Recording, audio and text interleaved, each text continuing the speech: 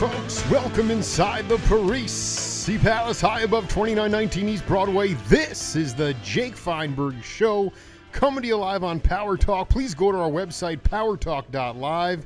Download our free app and stream all of our live local programming, including Solomon on Blast, the Jim Parisi Show, and yours truly, the Jake Feinberg Show. And we can't thank you enough for making us part of your day today. So we continue to enlighten people all across the globe with stories about wisdom, philosophy, love, and overcoming adversity from master musicians. And it's an honor to bring back a friend of the program, Danny Kortchmar. Welcome back to the Jake Feinberg Show. Hi there. Hey, man. Hey, how's it going? Hey, man. Great to hear you, brother. Great to be heard. Hey, you know, I got to tell you, I was having some huevos rancheros, eggs, Mexican style, with Peter Rowan a couple months ago, and he said that the company he was working for that you know is the same one, and they are trying to. Hold on a second. Yep.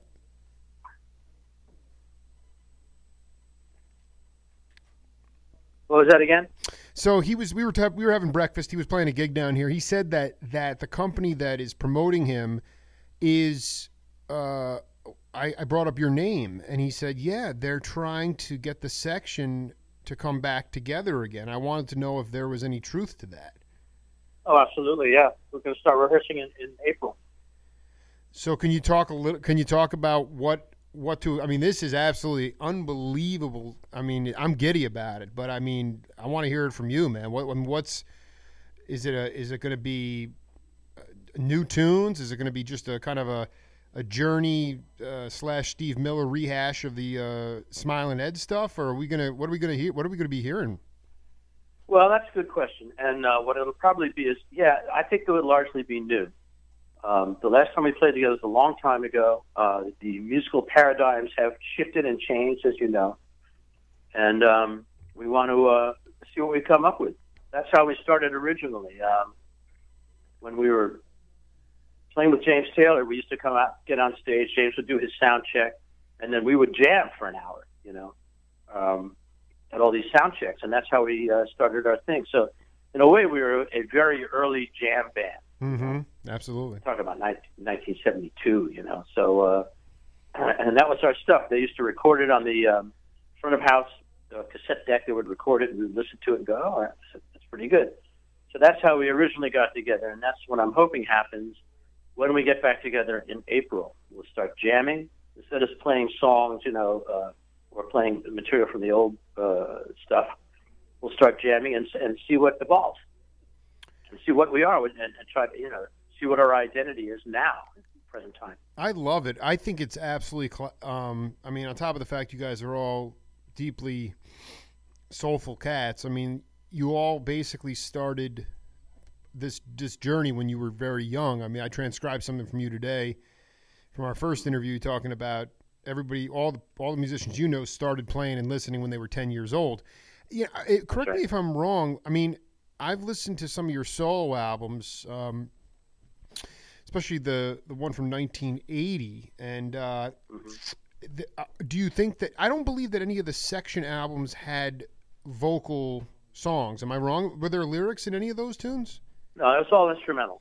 All that stuff was instrumental. So do you think maybe you might be singing a little bit as well? You don't know, but I mean, do you think – I guess the better question is this, because I talk to cats – I've talked to, hundreds, and they're all, because they're aligned with what's happening today in music, and they want to use what's going on in today's music, and they, and they also want to use what they did in the past. Are you going to kind of mix some contemporary, electronic stuff or digital stuff, or is it going to be stripped down, just kind of, just the quartet? I mean, are you trying to merge the old with the new?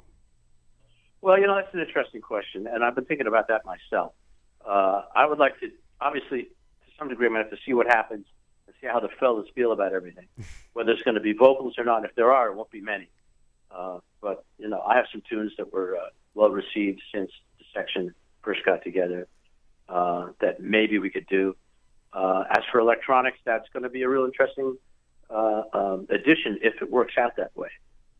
Again, I wouldn't attempt to introduce electronics or loops or any other additional stuff to the band unless everyone was very enthusiastic about it. So the first time when we start off, it'll just be the four of us banging away, and we'll see what happens. We'll see what comes out of that. And then we'll see where we can take it, what feels good and what feels natural to us. I think everyone's going to be pretty open to all kinds of stuff. But it'll really be a thing of finding out where we naturally fall as we get back together, where the music naturally goes. Can you talk about how the section? I mean, your last album, I think, was '77. I could be wrong about that, but how did it end? Did everybody kind of go on their own terms in a good way? I guess what I'm trying to get at is, was this something coming from your business team saying, "Hey, let's"? I mean, listen. All I know is that Neil Schon won't. These guys are like Steve Miller. They're living off their greatest hits, and good for them. They're making millions of dollars, going on tour, summer tours, playing their rehash stuff. But was this one of those things where it was like, feelers from your management to say, hey, this might be something that can get butts in the seats and people tapping their toes? Or was it genuinely like, you guys talking to each other and saying, are we all on board here? Do we feel like we want to get together and do this? Can you talk a little bit about how the genesis of this reunion?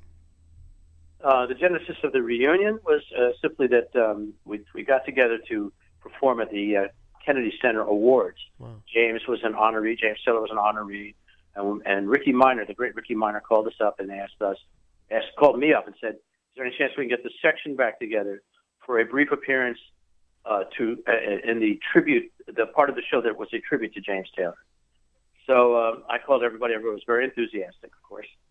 And we went to D.C. and performed, backing up Sheryl Crow, doing a couple of James's tunes. The idea being that here, the novelty of it, here's James's original backup band performing with Sheryl. And so that was how it all started. Then after that, I started getting stuff from people. For instance, there was a Japanese promoter that got in touch with me wanting to know, will Danny Kortchmar be interested in coming to Japan? And I said, well, what about the section? And he went, oh, that would be unbelievable, fantastic. So we started to get various very positive responses from a few different quarters about the possibility of us getting together and reuniting and playing gigs. So that made me feel, well, gee, if there's interest, which apparently there was, like at least somewhat interest in the section reforming and people hearing us, then it's something we should pursue. Another factor of this is that the fellows are awfully busy. Russ and Lee are extremely busy and on the road continuously. Lee spends more time on the road than he does back here in L.A. Mm-hmm. He's gone all the time. So trying to work out a time period where we can get together it was difficult. We finally turned out that in April everyone's available, and that's when we're going to get together and start rehearsing. I can't even control my enthusiasm, Kortchmar. I'm so proud. We'll just continue to chronicle it in real time. We have a game on this program called Name That Voice. I want you to listen to the voice. I want you to, more importantly, listen to the story, and then we can come back and riff on it. I think it's important for younger cats who are playing their axes. So let's take a listen to it, and then we'll come back, okay? Okay. Very, very good at it, and move on. There was a guy I worked with out here in L.A., and I did some gigs with him. Really talented guy. And I'm not going to mention any names, but he was doing some gigs, and he was calling me to play live with him, and I said, you know what? I said to him, look, I've seen him play, and I know he's great, and we did some sessions together.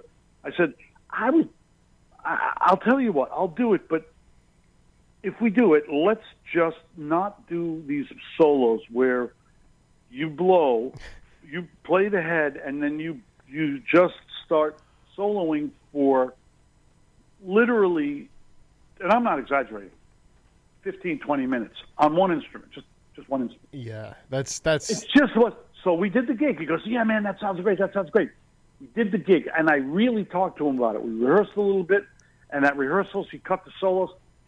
We got on stage. I swear to God, I was yelling, stop, move on, in the middle of tunes, and he never paid attention. And I never wanted to work with him again. And I told him afterwards, I said, this isn't fun for me. This isn't what I want to do.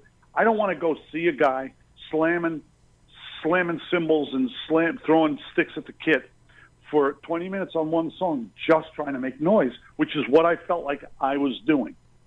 We were repeating phrases. We were going back, playing the same thing over again. It was redundant, which is what this conversation is like. It wasn't the musical conversation I wanted to have. But when guys go out there, if he went out there and he played for a minute or two on his instrument and moved on, we could have done 10 songs and had a great time, and it would have been great. All right, so he was talking about a guitar player, but do you know who that was? Well, I couldn't possibly agree more with the great Ricky Marotta. Yeah, good. Yeah, we go. Okay, see, that's why I brought it up to you, because when so you riff on that. Go ahead. Well, he is exactly right. Exactly right.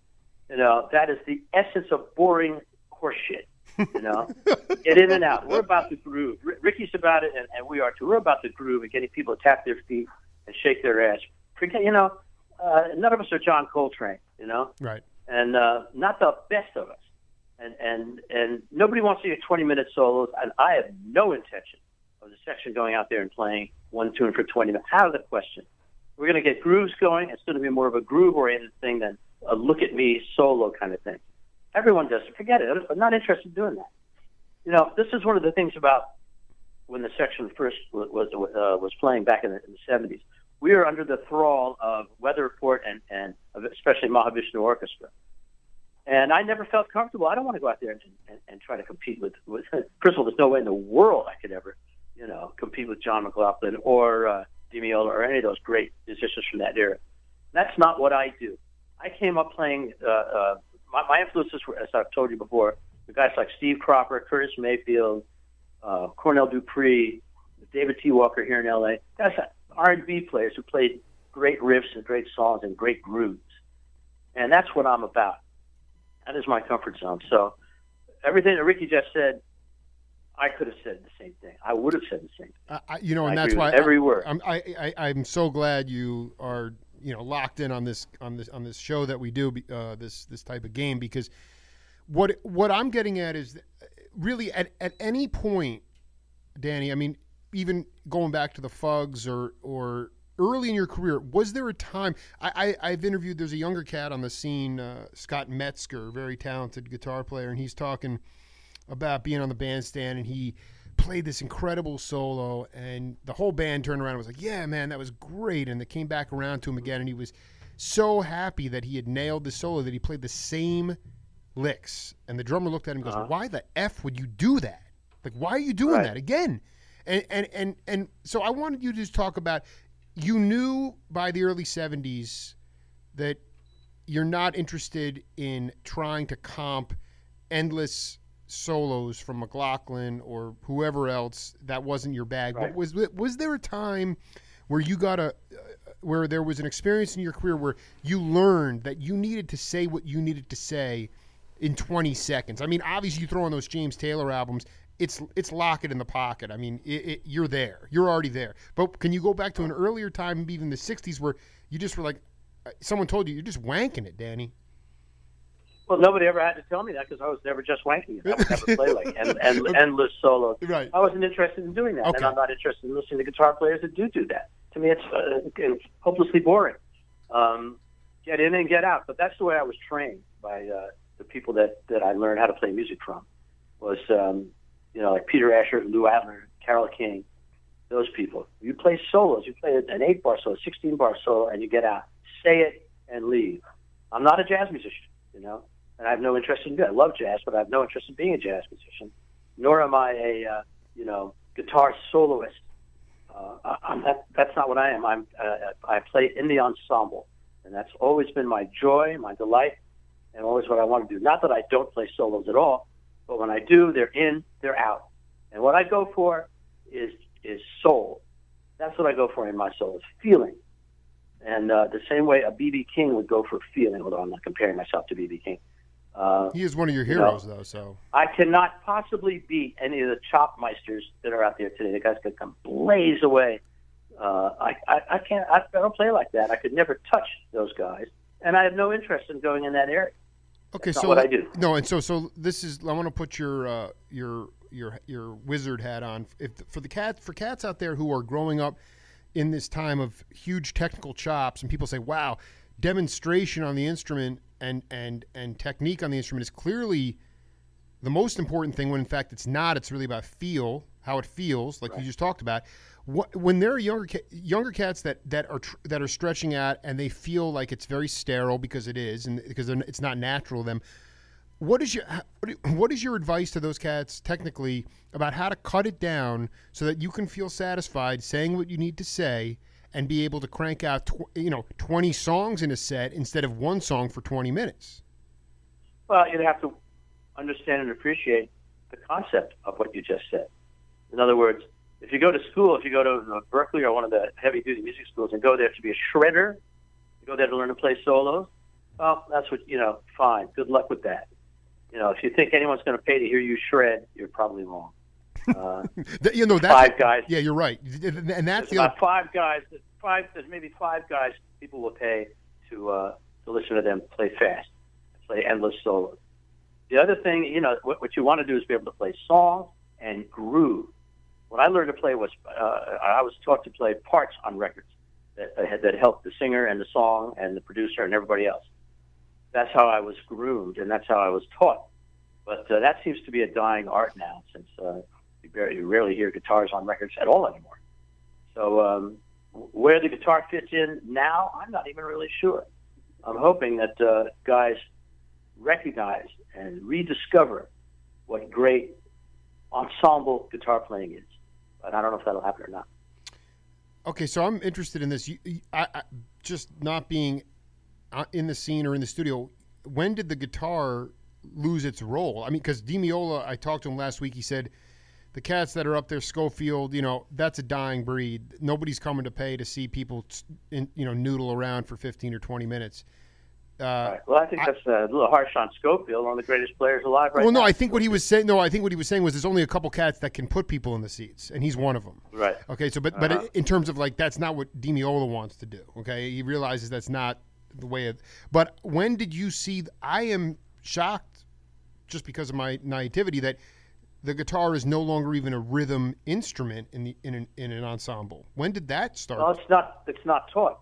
Not taught in any schools. Nobody cares. Nobody. Now, why does nobody care though? I mean, that's that. Why does nobody? That is it. Just nobody really wants to. I'll tell you. Yeah. It has to do with the passing of time and trends changing. I remember in the '80s, for instance, when every hair metal band and every song came out, it was verse, A section, B section, chorus, A section, B section, chorus, bridge, guitar solo. Every song had a guitar solo, right? Right. If you think about it, go back and listen to that music, you'll hear it. And I'm realizing, people are going to get sick of this. People get sick of hearing these stupid-ass Les Paul through a Marshall guitar solos over and over and over again. Okay. They're going to get tired of it. You know why? Because people get tired of everything. That's why. And sure enough, that's what happened. And then Nirvana came along, no guitar solos, just rhythm and songs. And then, of course, the technology came along. And people got interested in being able to make whole records on their laptop with everything. So I think a lot of people that might have thought about being guitar players ended up adjusting to the zeitgeist of the time, which had more to do with programming, right? And so I guess what I'm interested in is, what do you have in your head, if at all, when you guys join the section back in again? What are you trying to get across? You're going to be playing rhythm. You're going to be staying in your sweet spots. You will be soloing. Of course. You feel like there's an opportunity for you to. I guess the better question is: where are you looking to grow in your guitar playing still at this point? Well, yeah. What I'm going to try to do is, and what I've been working on for a long time, is trying to combine or tighten up the gap between what's called rhythm guitar playing and lead guitar playing. In other words, I don't think those need to be two different things. This has been going on for years. You bang away on rhythm guitar, and then you wait for your solo. When your solo comes, you kick on your overdrive, and you blast away. You play some Stevie Ray Vaughan impressions or whatever, and then you kick the thing off and go back to strummer, strummer, strummer. And this has been a kind of a trend that I've been seeing. But what I'm interested in doing is see if you can combine those elements so that when you go from a company backing someone playing rhythm, playing a tight rhythm, to playing a lead line, it's a continuation rather than, hey, we're done with that. Now we're doing this. Now we're doing that. See what I'm saying? Absolutely. I love it. So that's what I'm going to be going for when the section gets back together. Instead of like, look at me, solo, hit me with the spotlight. I'll make my guitar face, and no, it'll be more like a blend of those elements. And I'm hoping that with the section, the whole thing is a blend. In other words, it isn't just the head solo, like Ricky was saying. It's going to be more like a free-flowing thing. That's what I'm hoping for. But again, we'll have to see what develops when the boys get back together. Yeah, I mean, this is unbelievable. I mean, again, in the quartet, Lee Sklar was not Miroslav Vitouas or Stanley Clarke. I mean, he is like a pack. He's just locking the groove all the time. He's not necessarily. Yeah, well, he can. Believe me, he can play all that stuff with those. I know. No. I know. Believe me, I am. You have to realize, as I've talked to you guys and gotten to know you, listening to that album, knowing that you were on tour with Mahavishnu, you did a really good job of not pushing yourself where you knew you weren't supposed to be. I there, so much of that influence, though. You guys balanced it very well. I still hear blending between it, but in truth, Durgi and you are really the only cats that are really soloing. So it'll be an interesting. The whole thing will be interesting. But this taps into something I wanted to talk to you about. I read somewhere in 1966 you were a studio shark in England. No, I was never that. Okay, so Never. we're gonna have to correct the Wikipedia page there because that says that it says during 1966 Kortchmar traveled to England where he spent time as a session musician. Nope. Okay, well, all right. Well, let's I've been digging through the discography here. I wanted to play this tune for you, and then we'll come back and break it down. Okay.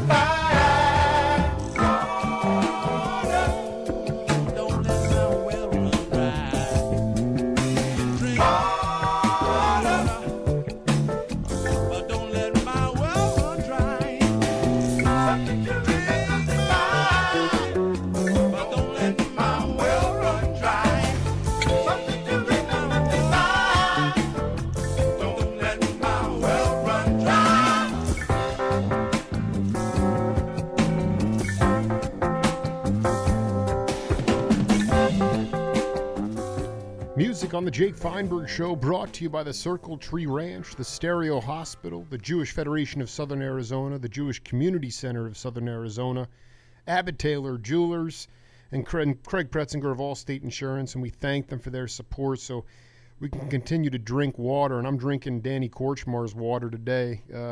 What do you got, man? What band is that?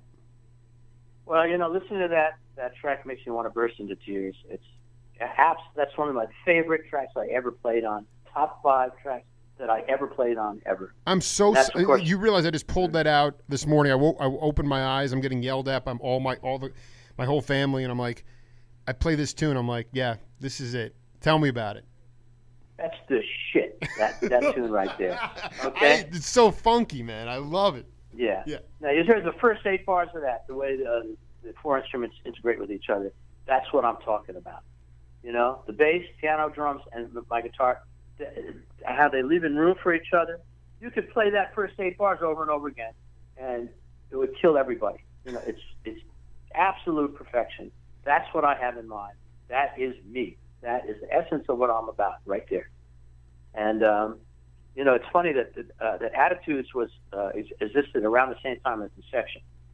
I was going out on the road a lot. It was always with the section or people, or various, at least 3 to 4 members of the section would go out and play.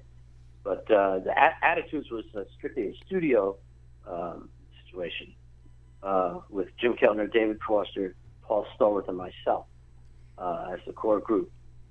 And that is the deep funk. And that's, once I started playing with Attitudes, with Jimmy and those guys, I said, man, I feel so at home here. And I felt less at home trying to compete with I felt way more comfortable in that circumstance than I would feel trying to compete with Al Di Meola, certainly, or any of those great jazz fusion guitar players who got that shit down. And with me, that's what I do. Yeah, well, no, I love. I mean, can you say definitively that you've never really ever, like, when you identified who you were as a player and what you were comfortable doing, that you never felt like you were, I mean, have you ever felt out of place in your musical career where you were doing stuff against what you knew you were really blessed with? Yeah, I have. Can you just talk about a time? Everyone has. Can you talk about it, like the situation that it was in? Because I mean, even the section. Well, yeah. There was, one situation was section was lucky enough to be opening for Mahavishnu Orchestra, and I felt like, oh God, I got to go on before John McLaughlin. Somebody kill me. This is ridiculous. I cannot possibly compete or keep up with John McLaughlin doing jazz fusion type music. I can compete with John doing my shit, because I'm, playing funk. Yes, because that's where I live. So yeah, I did feel uncomfortable, and I felt like I just wasn't good enough at playing, at being a blazing soloist, So I don't know. My solo got shorter and shorter. No, but I mean, dude, I'm telling you, on that record, that first record, Forward Motion, there's so much influence of Mahavishnu, but I don't ever feel like you're ever. There's a couple of tunes that where you have. I don't ever feel like they're like where you sort of are out of control. Now, in a live setting, to me, what those guys were doing in the odd meters and things like that, I feel like you guys could have done that too. But that really wasn't. Right. That wasn't really. They were already doing that. Right. They were already doing that. Right. Exactly. When like, I want you to talk about. I think one thing that's. When did your ears? How did you get? When did your ears grow the most? Because when I listen to a band, like you said, you could play those 8 bars from "Drink My Water." I mean, I'll just be boogieing to that all day. It's the Chinese New Year today, so we're having a party tonight. That tune's going to be cranking all night. Yeah. Oh, and great. It's like, great. I mean, yeah. and it's like, can you just talk about the ears of those cats? I mean, Stallworth, Keltner, Foster. I mean, it's about listening, man.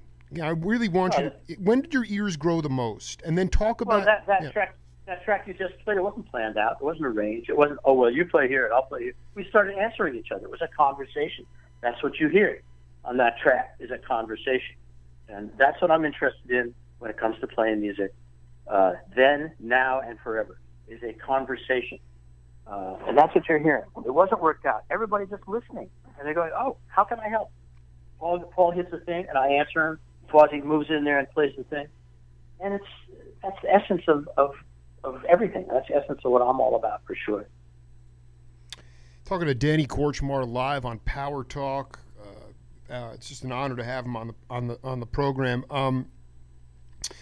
So this is from a. I'm going to read this to you, and then I want you to respond, because it's interesting. It's for me and for my generation. It's just so ridiculous that you were able to learn under the tutelage of these cats. But this is from Lee Sklar. He said, I really find this, especially with vocalists today, when we're doing projects, you see a guy or a girl come in and they're sitting there doing 30 vocals. And then they're going to sit and comp this whole thing together and run it through auto-tune and then do some correcting. If it's not good enough, they'll bring in a studio singer to ghost some of it just to make it sound a little bit better.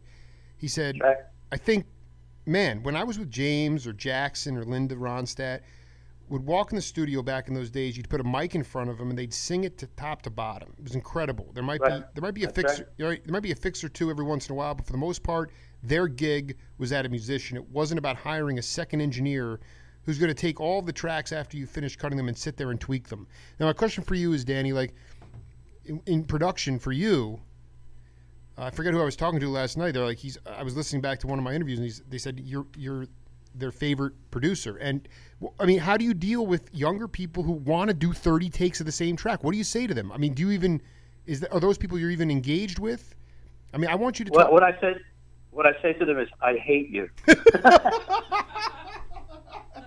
Right, but obviously, once we get past the sort of the rhetoric, I mean, when you're like being paid well to help put an album together, and someone's like, yeah, we're going to ghost this and we're going to fix this with all. I mean, do you come in with a set, say, we're just going to be? I mean, can you take us through your production mentality as it relates to? Well, when I was producing a lot of records, first of all, there was no auto tune, so basically we comped.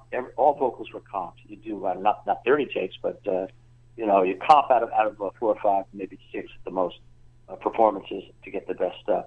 Now, keep in mind, we did this process with Henley, and he's a brilliant singer. As good a singer as there is in this world. But he's very meticulous. He's just going for what he's hearing. So he'll sit, sing the song 3 or 4 or 5 times, go back and comp it, and then fix the comp. Because he's looking for something that's in his head that he wants to achieve in the song. That's different than saving someone's bacon. You dig? Mm-hmm. That's different than taking a mediocre talent and making them sound like they're okay, which is, there's a famous joke that goes around the studios now. The band goes out, or the singer goes out and sings the tune, and the engineer gets on the talkback and says, yeah, that was pretty mediocre. Come on in. In other words, yeah, I know. You're done. We can fix it. Yeah, that's right. I mean, that doesn't bode well for authentic music. That's really troubling. I mean, as a musician, I'd say, what else can you do aside than go out and play live in front of people and just show them how it's really done? I mean, that to me is like, have you worked with? It could be anybody, younger cats in 2016, where you just had to say, listen, you're not mic ready. Like you talk about James or Jackson, they'd come in, they'd hit it. You do 1 or 2 takes, they'd sing it real, and it would be done, maybe a little bit. But now it's like when you got people that are craving this need for perfection, or I can do one more, or I can do this or that. I mean, what do you say to them? Say, Well, remember, I haven't been a producer in a while, but in the day, if the artist you're working for says, I can do it better, you're not going to say, no, you can't. Shut up. You're going to say, okay, let's go. Go out there and hit it. I'm never going to dissuade anyone if they think they can improve their performance. Well, that would be foolish.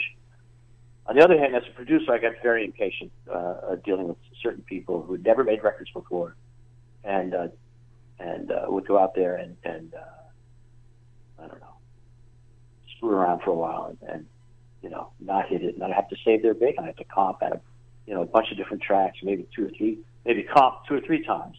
That is to say, comp a vocal, have to sing it again, comp that, and combine, all kinds of stuff to get something that was good, or that was, that I thought was sufficient. But most of the people, most of the people I work with were pretty good. In other words, I didn't work with any. I think that a lot of the teeny bopper pop music that you hear on the radio now, and that's very popular now, is all canned, reproduced, manufactured, put through the cheese grater, whatever you want to call it. And I don't think there are very many records, maybe any records, where you're hearing an actual performance. Right. And I hate to say that. No, I think it's important. You're validating the fact that I'm not crazy, which is why I listen back to the record, the time period that I do, because it's authentic, it's real. It's not through the cheese grater.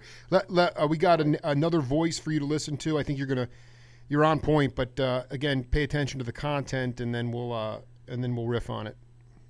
Sure. Their ass off. The pitch correction thing. If you're a great singer, I doubt seriously they do a lot of pitch correction on Adele. There's probably a note or two here and there where they have to tweak it, because today when I listen to vocalists, perform and I'm producing something, I listen for performance. Before, I used to have to listen for performance and pitch. So if they sing a phrase great and it's a little out of tune, it's easy to fix, and it just saves an immeasurable amount of time. It doesn't mean they're any less of an artist, doesn't mean they're any less of a singer. I think the cookie cutter syndrome comes from, if you listen to all these pop hits right now, they're probably written, produced by probably the same 10 people, Bruno Mars versus, Dr. Luke versus whoever. And they all kind of use the same samples, they all kind of use the same programs. And so that's where the similarity and the cookie cutterness comes from. When you listen to records that were made years ago, and I'll give you an example, I was doing a Motels record, and I cut a song with her called Only the Lonely, and she did this great yodel at the end of the song on take number 6. Well, and take number 2 was the take I used, so it took me 2 days to fly that lick in, trying to line up 2 tape machines and get them to lock up so that you could fly that in. That would be a cut and paste in 3 seconds. So that's where the thing has gotten a lot easier.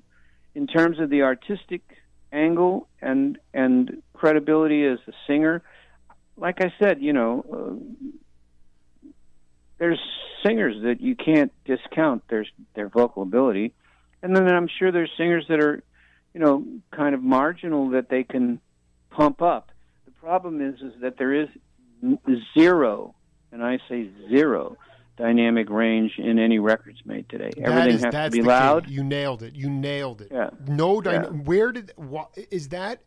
How did we get from a point? All right, Danny Kortchmar, who is that? Well, I agree with Val. He's absolutely right. We're all in agreement today. And I agree with him that I would add or go along with that. The Pro Tools is a tool. It's not the villain itself. It's a matter of who's driving. He is absolutely right. If you have a great vocal performance, a soulful vocal performance, and you need to fix one thing, 2 things, sure, use Pro Tools as an amazing digital editing process to do it. He's absolutely right. As a time saver, it's invaluable, and I couldn't agree with him more about all that. The problem comes before you ever get to Pro Tools. It comes in terms of who is an artist, and everything's put through, like he said. There's only 10 guys producing all these records. Basically, I think a lot of the songs get written. It's basically a track. Then they get a singer that can sing it. If the key isn't right, the singer has to learn how to sing in that key, or they change the whole thing in Pro Tools. And that comes last. Soulful isn't even an element that gets discussed. That's what I like. Why doesn't I don't understand why Kim Kardashian doesn't make records? Why not? Doesn't matter whether she can sing or not. She's famous. She should make records. But maybe Bruno Mars to get her a great track and stick her out there. Doesn't matter if she can sing or not. It'll all go through Melodyne or right, anyway. Right. No, but and she's famous. She's famous. So that's the reason for her to make a record. She's famous. She's famous. So we have a different paradigm going on today than ever was before. But I just want to add one other thing. Please go ahead. To what was said, which is that music does not run the culture anymore like it used to. Mm-hmm. And we all know this. You read Bob Lesetz's column, and he is adamant about this, and he's absolutely right. It does not run the culture. You don't sit with your earphones on and listen to a whole James Taylor record, go, God, he's talking about my life. Everything he's saying is. I don't think people listen there. I think most young people, especially when they're listening, are multitasking. They're listening, but they're also texting or tweeting or doing something else along with listening. Music does not run the culture like it used to. It is not the most important thing or one of the most important things in our culture. It has become insignificant as far as a driving force in our culture. That would be because we live in a time of immense greed where you can't really quantify the power of music. Also, is it fair to say that concept albums don't exist anymore? You listen. Nobody has time to listen to a whole album. Who's going to listen to a whole album? Unheard of. You only pick the tracks you like and you listen to that. Here, the part. Yeah, go ahead. Well, I was just going to say there's that, and then there's also the fact of so many distractions, so much other stuff happening in our culture that it'd be very difficult to sit and really pay attention to one element, any one cultural element. The part of the quote, I lined up the Val Garay, who, by the way, I don't know if you ever did you work the Sound Factory quite a bit. I'm in the Sure. Yeah, I figured all the James Taylor albums were there, but the thing about Val, I had no idea he worked with the Mizell brothers. So we had that guy's the man. But what he was talking about, zero dynamic range, Kortchmar, zero. Right. That's right. Okay. I couldn't agree with him more. Now, right. You go back and you look at those BBC videos of Carol playing the acoustic. You're playing everyone. I think Lee's playing an electric bass, but not a lot of amplification. Right. The dynamic range was insanely great. I could go with Ellen McElwain. The names just go on and on and on. The dynamics were so rich and so there. Is it just, how have we gotten to the point where there's zero dynamic range now and people aren't even aware or how to even get to that point or aware of the sensitivity? That's where the soul comes from. Right. Well, it's a different world, different paradigm, and a different world. I think people feel producers and record companies and artists from themselves probably feel that there's no room for a quiet part in a song. People will stop listening. They'll turn off. They'll go to something else. It's all got to be in your face all the time. Ballads, funk, hard rock. Well, there's no hard rock. Ballads, whatever kind of music it is, it's got to be in your face all the time. Pumped up, mastered so that it's all just one dynamic level, just as Val said. And that is what's happening now. It works for the people that love it, I guess, which is very young people. Is it just this? Is it just that we're all just juiced up on steroids? Is it the idea that sports was like that? Music is like nothing can. There can be no low dynamic. No one can appreciate that. No one can hear it. I mean, that to me is. They're assuming that the attention span of the natural of the audience is so low that they've got to keep pumping up the jam all the time to keep people interested. That would be my guess, and that's true in cinema as well, by the way.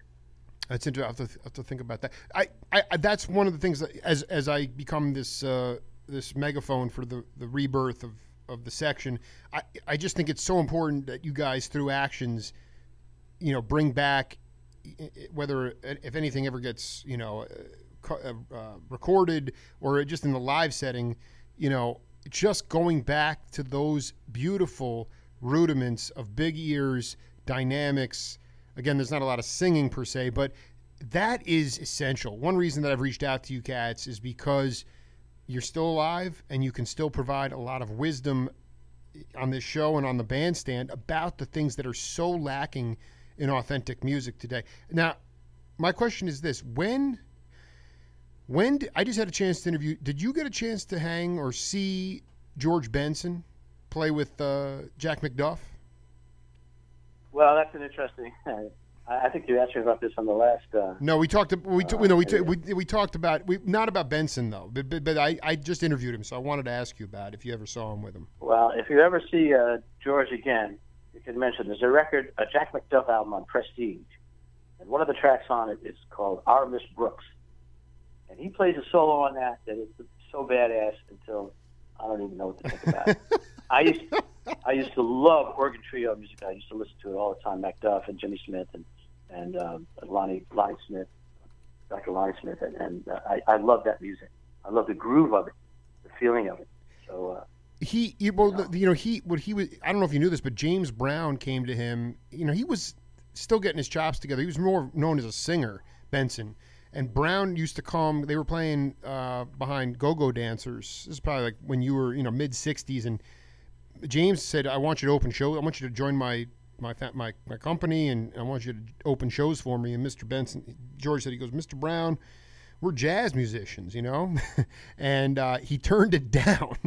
And he said that it took him 11 years to have any kind of real success musically, and he was kicking himself for that. But I knew you.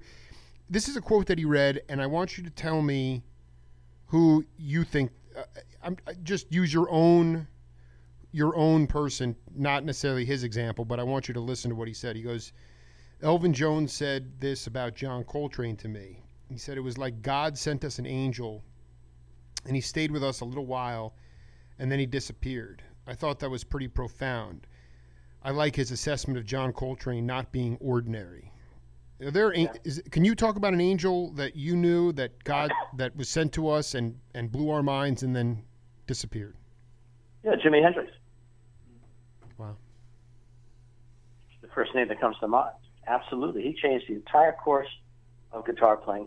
No one can touch Jimi Hendrix then, now, at any time. No one. Is there somebody that you collaborated with that maybe is not as folkloric as Train or as Jimmy, and that was an angel in your mind that left us too early? I don't know, man. I have to think about that for a while. The guys that died, thank God, most of the great musicians I work with are still alive. I would say I never worked with Bob Marley, but he would be another person. That's right. Yeah. By the way, the album that I've been getting off on, and we didn't have a chance to. I didn't have a chance to cue up the tracks. The Joe Mama, you're jumping up. There's like a trash can. Where was that taken, man? I mean, I need. Is that out was in the desert? It was taken out in the desert. But see, like those. I mean, that to me was just magical to see that kind of stuff. And those cats no longer are they? You still talk to any of those cats at all? I'm actually not in touch with anybody from Joe Mama anymore. Unfortunately, Joel O'Brien, the drummer, is dead. He was one of a very important person in my life. The lead singer, Abigail, I was married to her for a while. She now lives in, I think, Seattle, and I haven't seen her in many, many, many years.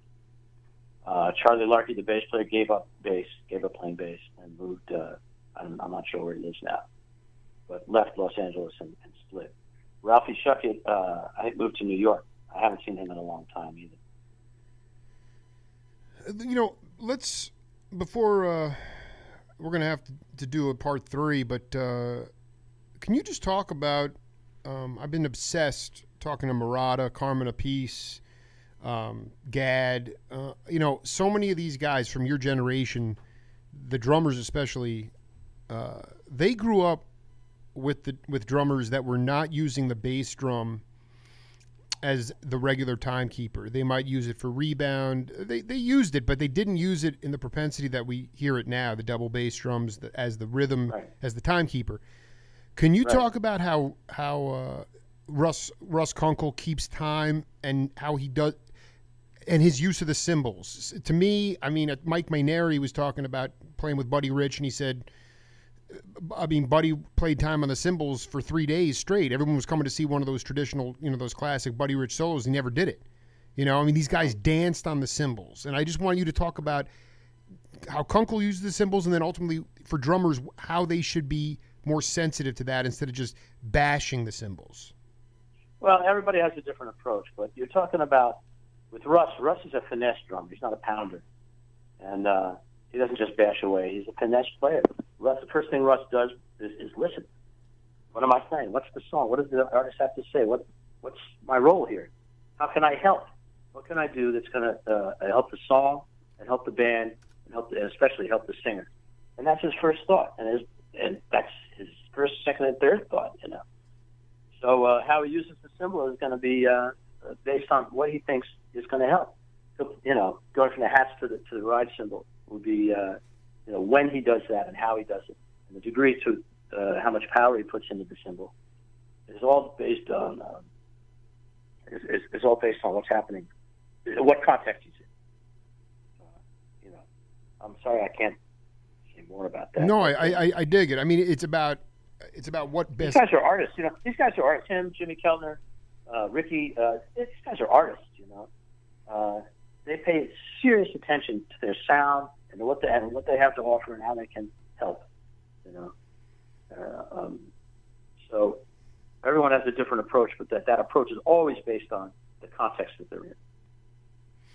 Do you? The last time we did an interview, you were living on the East Coast. Now I talked to Keltner, and he told me you moved back out to L.A. You've been out there for a while. Yeah, about a year and a half. Yeah. So what can you just talk to the audience? Obviously, the section we carved out April, but you know, like you said, tell me some other projects, some things that you are that you want to work on or are working on currently. Well, you know, the section I said, obviously, we're going to put that back together. I'm also performing with an acoustic trio, which consists of myself, a guy named Steve Postel, and Dan Navarro, who's a very good songwriter and singer. And we play round-robin situations where we do our songs, just 3 acoustic guitars and vocals. So it's a completely different trip for me, a completely different way of looking at things. But I have written these songs, you know, which is something that wasn't true when the section was together. I hadn't really written that many songs. But now I have, and they've been recorded by big-time people, so they're well-known.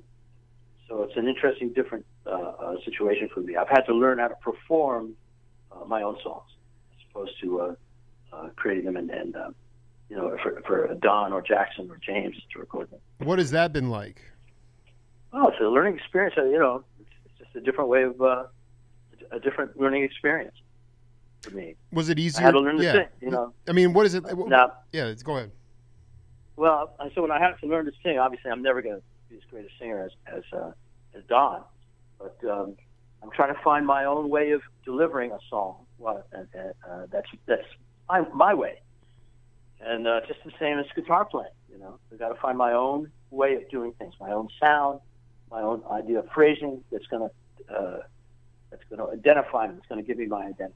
Right. No, and then there's you have a 3-part harmony going on.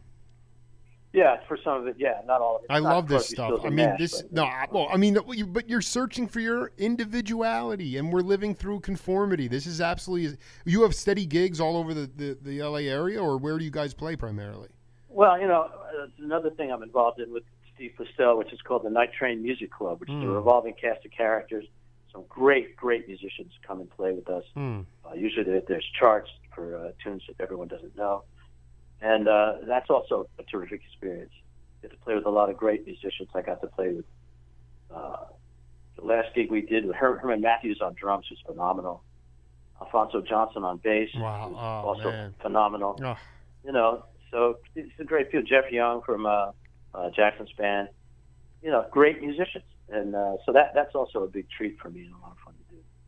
So that's one thing. It's completely different than the acoustic thing, which is obviously completely different from the section. So there's all these different things happening, you know, different avenues.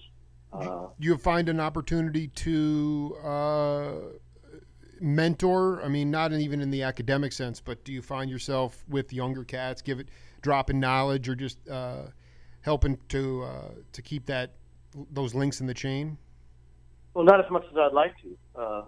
But in my experience among young players, there's very little interest in rhythm guitar or accompaniment guitar. Everybody just wants a solo. And if I came to you and said, "What's the use? Why bother with rhythm? Where would it lead to? Challenge me back. What would you say?"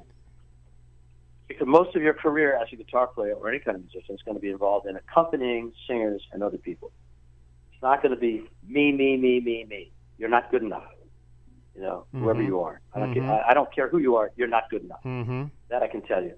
And so most of your career, especially as a working guitar player, is going to be learning how to play songs, accompany songs, learn parts, and come up with stuff that's going to help the song. There's very few, handful of guys that are going to come out. How many cello players are going to break through and become legendary cello players? 4, 3, 2? Well, it's the same with the electric guitar. Right. How many guys do you think are going to come through and be Steve Vai or Joe Satriani? The answer is none. You're not. So if you don't learn to play songs, and don't learn to make the drummer smile, and don't learn to make the singer smile, and don't learn to make the rest of the band smile, I would say keep your day job. Keep your day job till your night job pays. Danny Kortchmar, such a great. We're going to talk again after April. I can't wait to hear how those sessions go. You guys are great musicians and even better human beings, and we need you. We need you more than ever right now. So much love to you, man. Keep it going. Thank you. Awful nice for you to say. Thanks very much, Jake. Appreciate it. Talk to you soon, man. Hope so. Take care now. All right now. Bye-bye. 1/4 of the section done. We'll be back with another half. Craig Durgee right after this on the Jake Feinberg Show, live on Power Talk.